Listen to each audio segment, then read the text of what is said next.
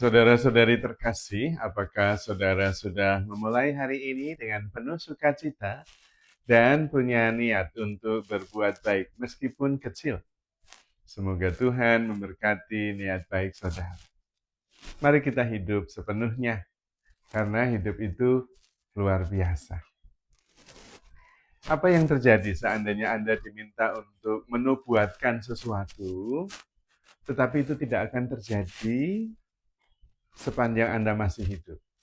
Terjadinya puluhan tahun sesudah Anda meninggal.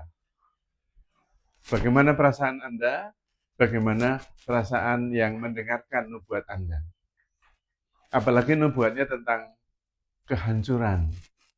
Tapi tidak terjadi pada waktu Anda masih hidup. Terjadinya puluhan tahun sesudahnya. Sehingga ketika mereka mendengarkan dan kemudian meminta bukti, Anda tidak bisa membuktikannya. Apa yang akan Anda lakukan?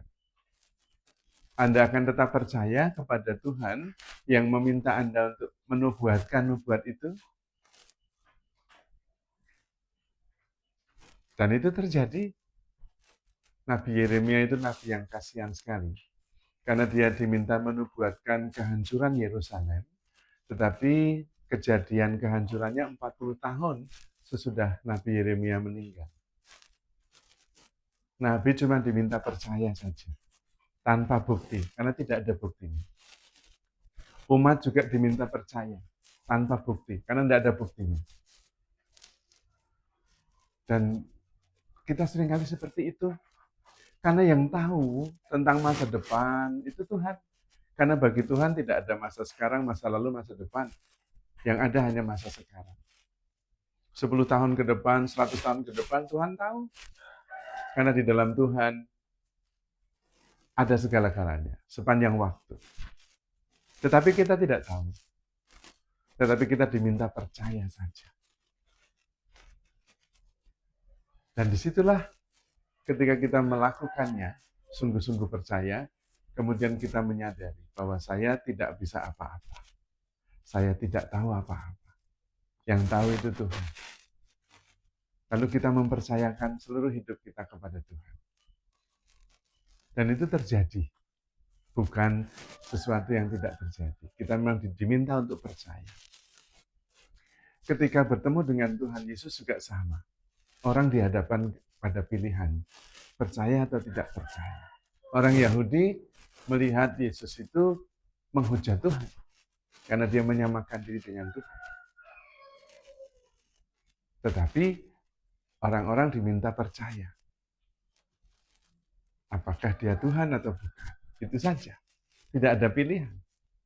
Dan pada waktu itulah Tuhan menjadi Tuhan, saya menjadi ciptaannya. Tapi seringkali kita merasa, itu tidak masuk akal. Persis. Karena Tuhan tidak bisa kita masukkan dalam akal kita. Terlalu kecil kita.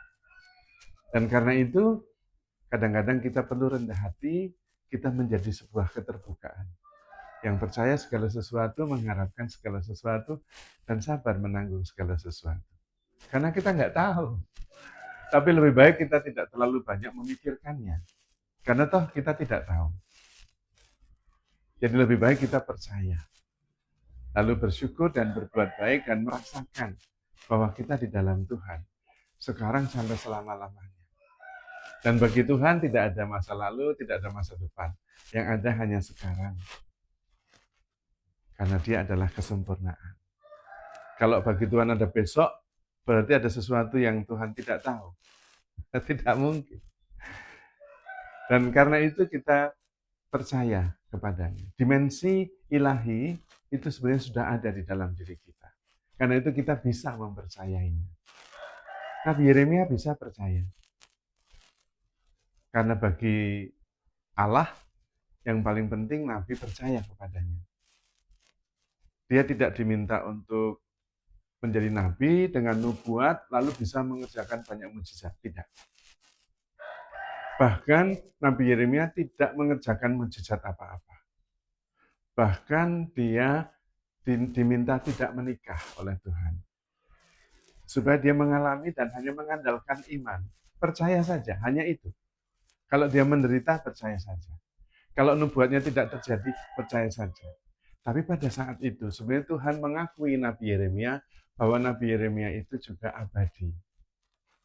Karena Tuhan meyakinkan Yeremia bahwa dia akan mengalami nubuat itu yang terjadinya 40 tahun sesudahnya. Kalau tidak mengakui keilahian Yeremia, tidak bisa dia mengharapkan keabadian. Karena dia meninggal sebelum nubuatnya terlaksana. Tetapi di dalam Tuhan, Nabi Yeremia diajak untuk mempercayai bahwa dia juga nantinya akan mengalami keilahian itu. Dan karena itu meskipun terjadinya 40 tahun sesudah dia meninggal, dia bisa ikut mengalaminya. Kesulitannya adalah kita seringkali selalu meminta bukti, meminta bukti, meminta bukti. Sebetulnya kalau kita ada bukti, entah itu mujizat, entah itu keajaiban, entah apapun namanya, ya itu baik, tetapi bukan iman. Iman justru ketika tidak ada buktinya, dan saya tetap percaya.